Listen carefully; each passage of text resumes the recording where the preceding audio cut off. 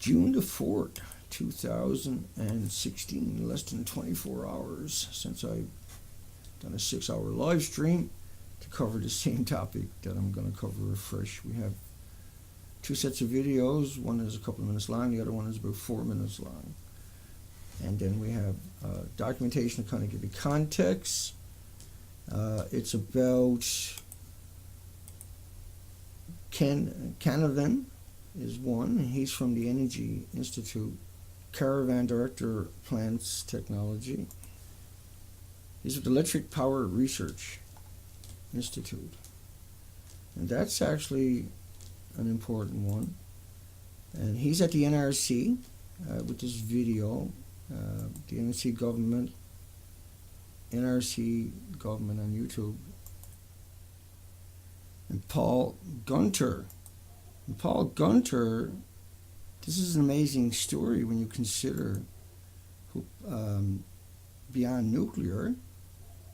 After you watch this video, you have a choice but to demand that BeyondNuclear explain themselves. Glad we got that out of the way. So he spent a lot of time being anti-nuclear.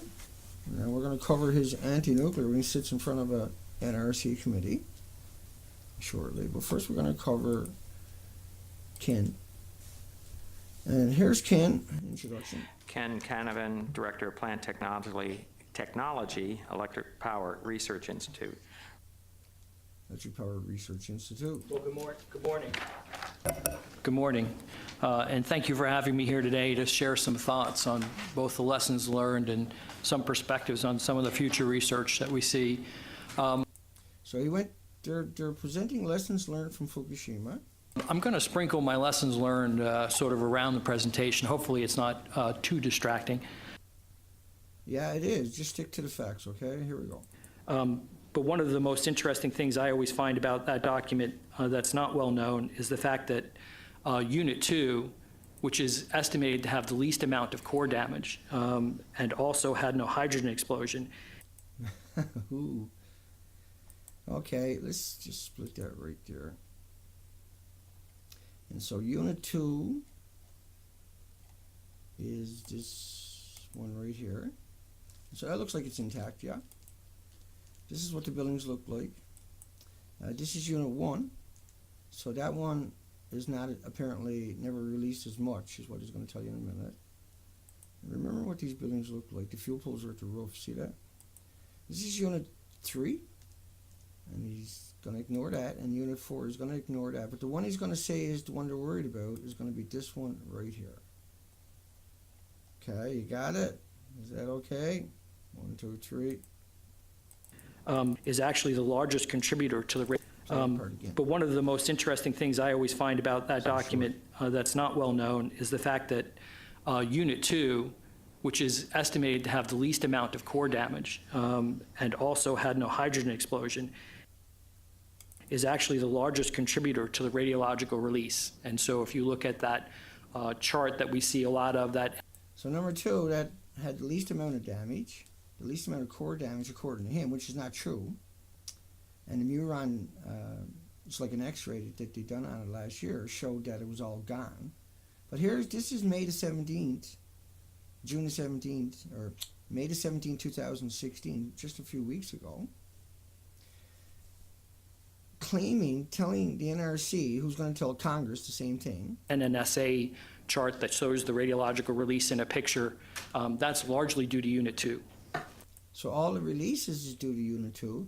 Now what's incredible about this is about 30 minutes later, one of the commissioners at the NRC asks them to clarify it. I'm going to turn first to Mr. Caravan. I was interested in your comment and with regard to the contribution to radioactive release from the Fukushima accident. It was mostly Unit 2, and yet I think what I understood you to say, Unit 2, relatively speaking, was less, if that's the right way to say it, less damaged or more integral. Could you? And first off, he actually knows because he's the commissioner at the NRC talks about Fukushima. He's in charge of it, and he's taking the words of a person who's claiming, I'm just going to chop that there, let's go back and look at these buildings one more time. Because this is shocking what you're going to learn here tonight. Think about this as Unit 1. So look at the fuel pools at the top of the building up there. So he knows that inside of these buildings that the fuel pools are at the top of the building. Yeah? At the top of the building, that's where the fuel pool is. You're looking up there. And the Taurus, the big yellow thing, is at the top of that. Now, the Unit 2 is the one with all the releases and never had the most damage. So this one had the most damage. And number 4, that now looks like that, had the most damage. You agree with me? But they're not worried about the radioactive releases from that and that. They're worried about the releases from that. That's the one that they used in their models. Think about what the reactors look like. Fuel pool high, and the core is up high.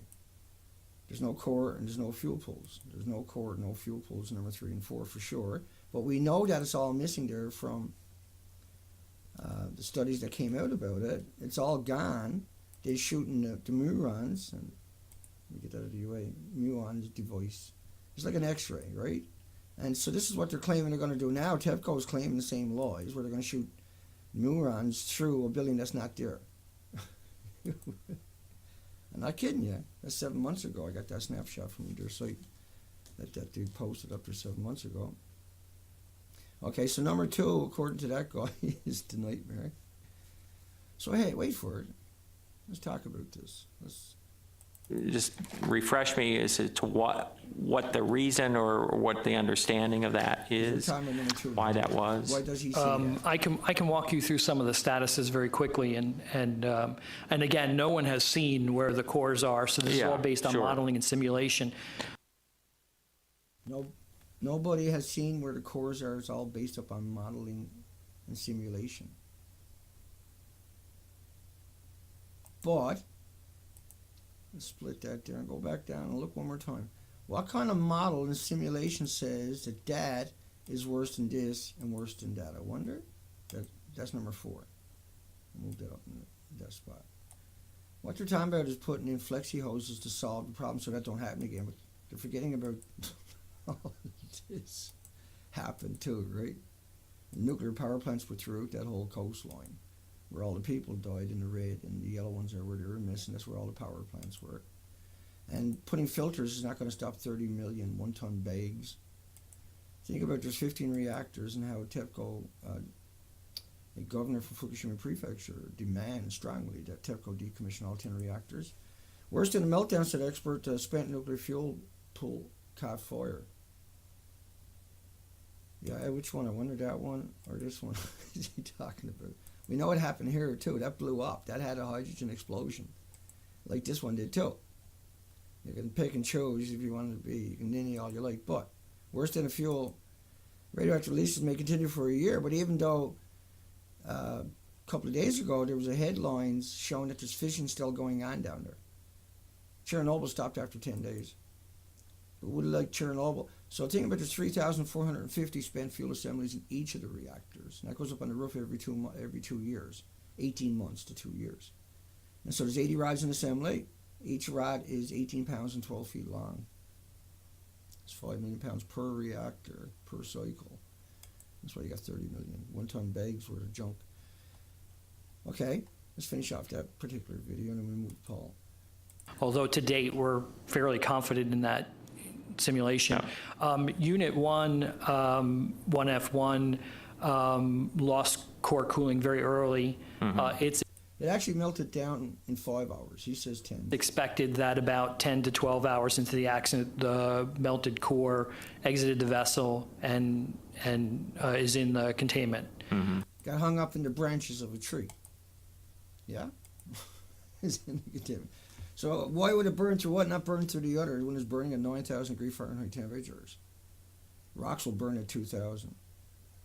Once again, he's talking about number 1 now. That was confirmed in 5 hours, but he says 10. Okay, I'm not going to nanny him to death on that one. But that's gone through, but it's not as bad as this one. Even though the roof is gone, and number 3, the roof is gone, and number 4, well, number 4, number 3, it's gone. They blew the reactor cores right out of the buildings and fuel pulls right off the roof of the entire building, yeah? That's how that worked. So number 2 is the ones with all the emission, but number 1 melted down 5 or 10 hours. These people, why are nuclear so batshit crazy? Why do every one of them that opens their mouth come across as something that needs to be fed medication?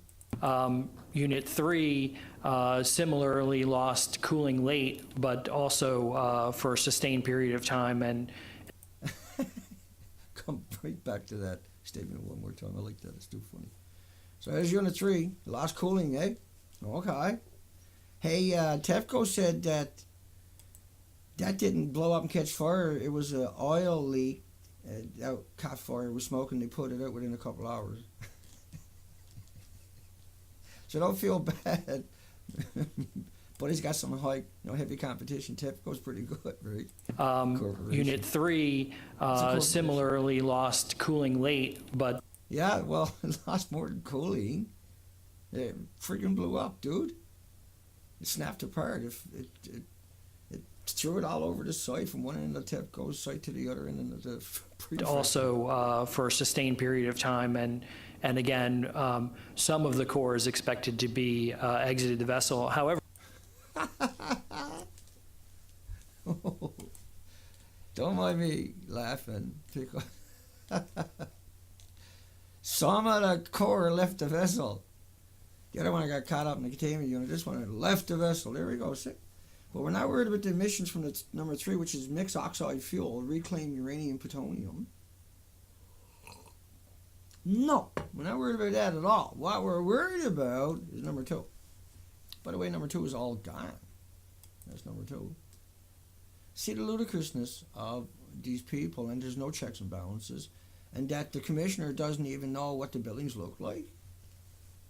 Like 30 minutes later, he asks them to clarify. That's what you're watching right now, that second part. For Unit 2, while again, this is all based on modeling, it would appear that the core would be in the vessel according to modeling. So it hasn't exited the vessel. Well, actually, they've done the modeling, and I wish I had that story here, but I'm not going to go look for it right now. They've done the modeling on number 2, sir, and they've done it with the muons device, right? And he confirmed it was all gone. If you go look up number 2 muon confirmation, you see number 2 is all gone. And so Ken is my goodness, he's not human like me or you. He's not there to have a reasonable discussion. This is why nuclear is on his back kicking and screaming, is because these people lie constantly. That's all they can do. They don't know how, they can't, it's not that they don't know how to, they got an education to not tell the truth. So they can say something but not say the other thing. Because you have to know the subject really well to understand that. Yet the timing and releases correspond with the largest radiological contamination, actually line up with that NNSA diagram that we all see. Largely that's probably a result of extremely high core temperatures at the same time that dry well head lift occurred. So it's suspected that pressure in the containment, the hardened vent or the vents were not utilized at that time. Containment exceeded twice design. At that point, the drywall bolts stretched and the head relieved. Fission products were relieved out the top of the structure, and that resulted in the contamination that we see. Combined with adverse weather conditions, it was raining. Okay. And so you just want to poke your friggin' eyes out after listening to that one. But this is the people now just got them lied to the NRC, who are now going to take that documentation and lie to Congress. And the whole system just does this. It's like a perpetual idiot machine. That's what these people just keep getting rolled out, and the NRC is like, well, we got you, so we don't have to look. Because if we look, then we're accountable. If we don't look, we brought in the experts, which are puke machines, which are murderers. This guy's a murderer by hiding everything I showed you. Here's MIT. And that clip is 33 seconds long. If I can just add to that very briefly, there are two things that make the problem of the spent fuel easier to deal with, and one thing that makes it harder to deal with. The harder problem is the one that Ian has just mentioned, the fact that the fuel is not inside the containment. The two easier problems, or the two easier aspects, are that the fuel pools, although they have, in most of these reactors, quite a lot of fuel in them, perhaps as much as 10 years worth of spent fuel, by this time are not generating as much heat as obviously the fuel in the core. Well, 10 years of fuel at the top of the building, the top of these buildings, that don't exist. This is Unit 4, that's Unit 3. So there was 10 years of fuel, and they changed the fuel every 2 years, and like I showed you earlier, 3,450 assemblies, roughly 280,000 rods. Now the next one to set the stage for it, 23% higher incidence of childhood leukemia within 16 kilometers, not thyroid, leukemia. Now, look, the cancers are the last one to show up. Alzheimer's, dementia, autism, diabetes, heart, liver, lung, respiratory, pituitary, adrenaline gland problems. Radioactive iodine in Tokyo's tap water, and so they passed through drinking water. Now, iodine is a tracer. It's irrelevant. I don't care about it. No one cares about it. Only the people that are perpetrating a lie upon us. If they are educated and they know better. I mean, to the person who don't know better, iodine is what you hear all the time, so you repeat that. I'm not saying to the average person. I'm just saying to the educated person. And Paul Gunter, BeyondNuclear.org. Now he's got to get rid of Paul Gunter. You'll understand that coming up. We're in trouble. There we go. Okay, thank you. Mr. Gunter. Mr. Gunter. I will focus on the example of the post-Fukushima regulatory treatment of containment and emergency planning components as it pertains to one specific biological hazard generated in a severe nuclear accident, radioactive iodine. Next slide, please. I'll turn it up. Radioactive iodine is one of the more manageable radioactive isotopes generated by a nuclear accident. It's a relatively short half-life of 8 days, constitutes a biological hazard for about 80 to 160 days. So 8 days. Tokyo drinking water was unsafe. That's forever. The iodine, if it's there, it means that all the other isotopes are there. And there's thousands of them. And so why would Paul Gunter, a anti-nuclear activist for a couple of decades, when he finally gets in front of the NRC, the Nuclear Regulatory Commission, he puts forward not an argument, but the old apologist routine of, oh, it's only going to last for 8 days and it's all gone in 80. Irreversible heart damage for children with 50 becquerels a kilogram. Cesium is a tracer. It meant all the other isotopes were there. But the studies are only, like, they can't get money on real isotopes, so they have to do it on cesium or iodine. That's how that works. And radioactive iodine is one of the more manageable radioactive isotopes generated by a nuclear accident. One of the more manageable. So it comes out iodine with an 8-day half-life, gone in 80 days. Then the next, it's more manageable. Then what? The rest of the other isotopes that he's not bothering to mention. But listen to that statement again. Okay, thank you. Mr. Gunter. I will focus on the example of the post-Fukushima regulatory treatment of containment and emergency planning components as it pertains to one specific biological hazard generated in a severe nuclear accident, radioactive iodine. Next slide, please. Yeah, and if, as he's reading this, think about that. He didn't write that. Someone gave that to him when he sat there. He didn't have time to read it, and he certainly didn't write it, and you'll hear that in the way he talks and the way he does his presentation. So let's recap that one more time. Radioactive iodine is one of the more manageable radioactive isotopes generated by a nuclear accident. That's the one they use all the time to cover up the accident. So why is he bringing it up? When the reactors run on uranium and plutonium, see?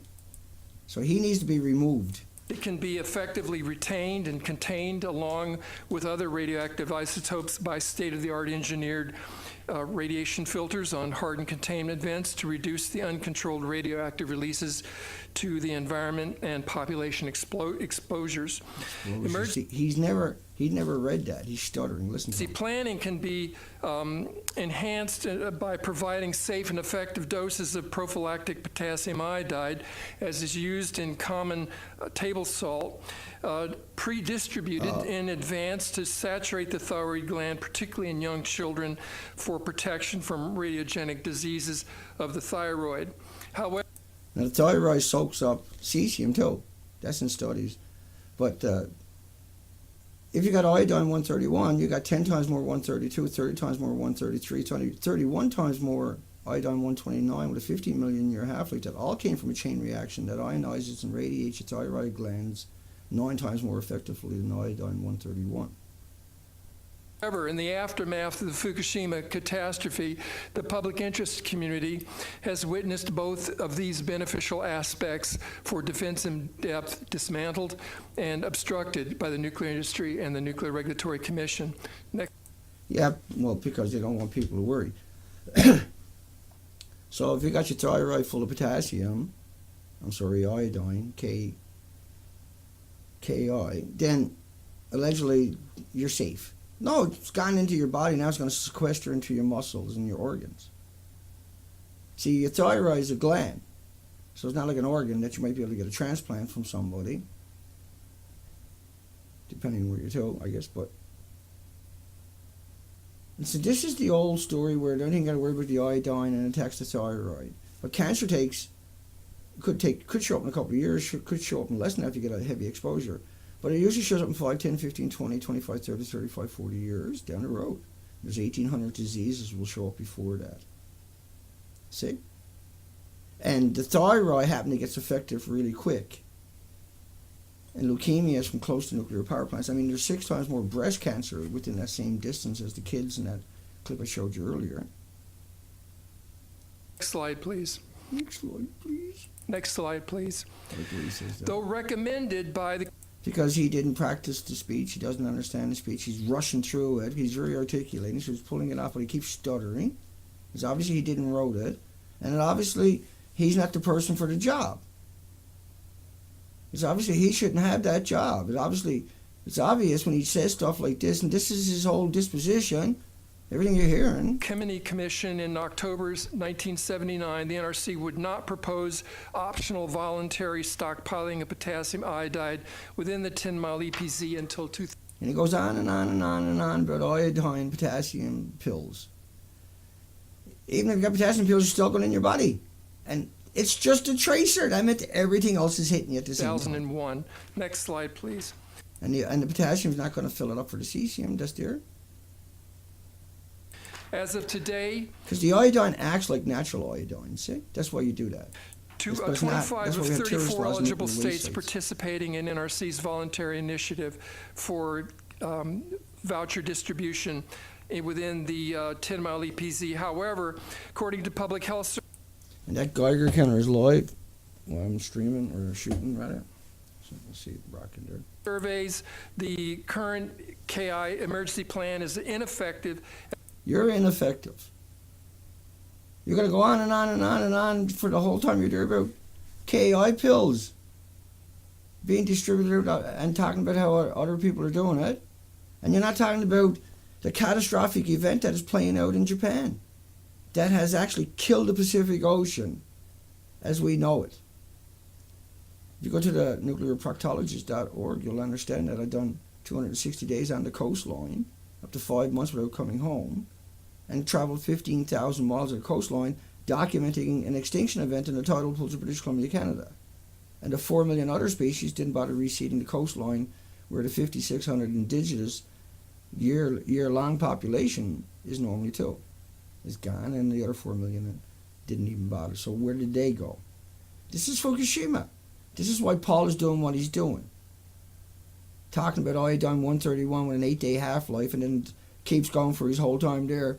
Iodine 131, what else they got wrote for me, I wonder? He didn't write it. He didn't recite it. He didn't practice it. and he's stuttering the entire way as through. only 5.3% of residents respond to the voluntary pickup. So if you pass out vouchers into the communities to get your iodine, no one bothers with it, only 5%. You're probably going to shoot it up. Next anyway. slide, please. The American Thyroid Association has repeatedly appealed to the NRC to expand the distribution of KI by direct delivery to all residents within 50 miles and wider stockpiling out to 200 miles. Next slide, please. Moreover, the Canadian Nuclear Safety Commission required that by December 31st, 2015, pre-distribution of KI by direct delivery to every resident within the 6-mile primary evacuation zone around Canadian nuclear power plants would be completed. That's right, because they want to get the thyroid cancer rates down so they can claim that nuclear power plants don't do no harm. Because as far as most people think, the only harm from a nuclear power plant might be thyroid from iodine 131, because you've been bombarded for 70 years, and everybody you put your faith in, like Paul Gunter, who no longer deserves to have any prominence and no longer deserves to be on anybody's watch list, like to go watch their material. This person is obviously a traitor to the human species, the animal kingdom, the ecosystem, and his friends, families, and loved ones, and everybody else ever associated with him. Everybody that's associated with him right now, by leaving him in that position, is obviously as corrupt as him. The Canadians have further expanded public awareness for K. So if you're sitting in front of the NRC and you're going to talk about lessons learned from Fukushima, don't you mention something about all the other isotopes and that iodine is just a tracer? No, iodine is the worry, is what he said at the very beginning, yeah? AI out to 31 miles from their nuclear power stations. 31 miles in Canada, who are whack jobs. Next slide, please. I'm from Canada. The chief lesson from Fukushima for us. Yeah, because you didn't read it before you sat there. That's the first time you read it. That's why you like this, all this stuttering. According to Japan's National Diet's Fukushima Daiichi Nuclear Accident Independent Investigation Committee. He's reading it as fast as he can. He runs out of breath. He says, next slide, please. And then determined that the catastrophe was profoundly he's ashamed of himself, yeah? man-made and the result of regulatory cap. So now it's man-made. He's just puking up whatever was given to him. He don't even know what he's reading until he reads it. Sure. The combination of willful negligence, the collusion of government. Collusion of you with the nuclear puke machine is over the top, man. Utter betrayal. Disgusting. Regulator industry to advance corporate production and financial agendas over public safety and regulatory deferral of enforceable standards to voluntary industry initiatives adds up to a recipe for the next disaster. Thank you. So, like, he almost choked to death. He couldn't read anything without stuttering and making mistakes. What? Thank you. And spent his entire time talking about KI, talking about iodine. This is the expert that we all put our faith in. We donate millions of dollars a year to this organization. Every year, millions and millions and millions. I'm not sure, like $20 million a year or something. And they get up in front of the NRC phone, and this is what they do. But they do that on TV, they do it everywhere in the media where they show up. They spin it to iodine, and it's got a 8-day half-life. Look it up yourself. But there you go. So let's finish up on some of these headlines. 50 becquerels, irreversible heart damage for children. 131 contamination was 350% of the highest amount reported. 54,000 becquerels a kilogram in spinach, 100 kilometers from Fukushima. But iodine is the tracer. It's just a tracer. It's 31 times more iodine 129 with a 15 million year half-life that came from a chain reaction. And while it might not be a very strong emitter, it's still pounding the guts out of your DNA and your chromosome because it's sequesters in your body till the end of time. Your body's attacking with white blood cells. The more you got in you, the more your body is using up white. You know, it has to replace oxygen molecules with the red blood cells with the red cells with the white blood cells into it, coming from your spleen and your. So the reason they're doing all the lines because it's already documented. 20 million particles, 131, 220 million particles of iodine 129 was confirmed there about a month ago. An official study. And these are tracers. That meant all hell has come through and is here and is never going to go away. That means we need to have a conversation about it, not talk about iodine 131. That time is long gone. That's the cover story for every single accident. And Paul Gunter just done it to you, and he's the guy you put your faith and millions of dollars in each year for many years. We'll be like Chernobyl because 3,450, 280,000 rods, 5 million pounds per reactor. That went up on the roof, right? Exposed radiation streaming into the atmosphere after number 4 boiled dry. Game over. In a fire. In a fire. In a fire. Unprecedented spike, 1,500 atoms. This was the sulfur peroxide hydrogen buckyballs from spraying the salt water, ingesting the thousands of different isotopes that we're worried about, and turning them into little nuclear super engines. These are 1/10,000 the millionth of a meter, and you put 2 million on the head of it, you can't see it. And distributed that out, that's 2 million cancers. What it takes 10, 20, 30, 40, 50 years to manifest, diagnose, and start liquidating your assets, right? Yeah? But all the other 1,800 autoimmune deficiencies, illnesses, diseases will show up long before, because of that is in your body, sequestered in your muscles, your organs, your bones. Fukushima fallout and vegetation in South Florida exceeded government notifications limits by 1,000% in just one spot. Nearly triple. Well, that's because we've seen all those numbers, 20 million particles in a... Yeah, like there's so much there, right? Anyway, Fukushima melted reactor core still active. 2015, they're reporting on it. Many months radioactive sulfur, which is what we were just talking about then, these buckyballs. And the average person down there in California was ingesting around 360 atoms. If you're a male, that was going to your testicles. Not only affected the local area of Fukushima, but worldwide. And the plume, iodine 131 plume, see, they can't help it. The headline after headline after headline. But Paul Gunter knows better.